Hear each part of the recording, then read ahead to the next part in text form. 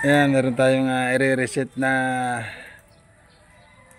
oil indicator nagbi-blink sa ating gauge. Itong Inmax version 2, version 3 pala, sorry, version 3. Ayan. So, set na natin. Ayan, naka-on siya. Oh. Ayan. Ayan.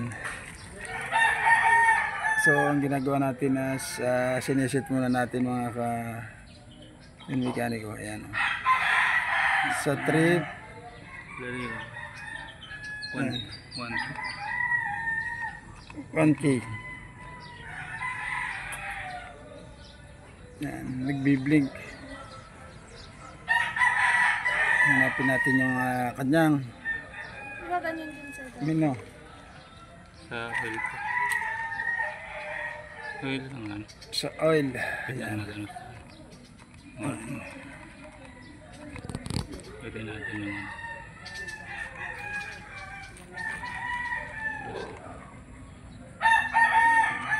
long press.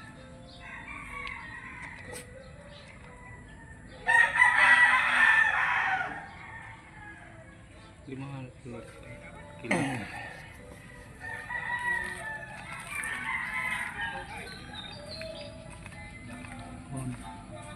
Yung oil.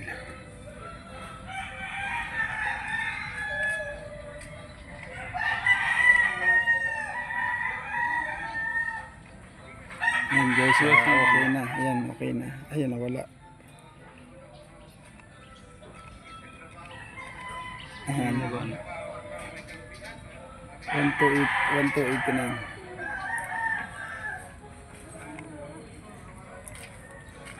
Long press.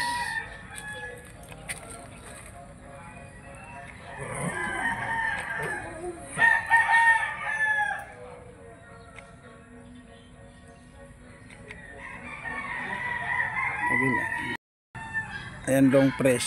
Dito tayo. Ayan. Natanggal na. Dito kayo maglulong press sa mismong odometer niya. Ayan, para matanggal yung oil indicator na nagbi-blink. First 1,000 yung set nyo. Ayan, katulad ninyo ng ginawa ko dito sa aking Inmax version 3. Ayan, dito kayo magsiset. Oh. Dito kayo magsiset mismo sa kilometer niya. Long press 3 times. Para matanggal yung oil indicator niya. Ayan. Alright guys, nakapag-reset na naman tayo ng Inmax version 3. Alright, thank you.